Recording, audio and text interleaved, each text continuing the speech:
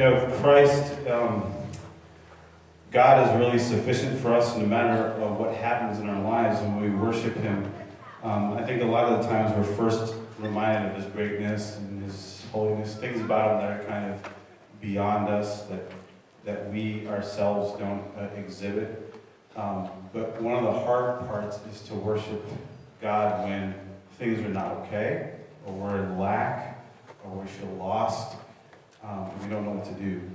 And I think when we choose to worship Him, when that happens, we don't even need to know how it's going to work out, or how we're going to get what we need, or what our next step is going to look like, what tomorrow's going to look like, what today's going to look like. And there's an example from 1 Corinthians 12, where the Apostle Paul was struggling with something. We don't quite know what it was in his life, and he wanted God to take it out of his life, which is exactly where we all find ourselves at some point. I say, God, either something be removed or change my circumstances. And that does not always happen. In fact, it often doesn't happen.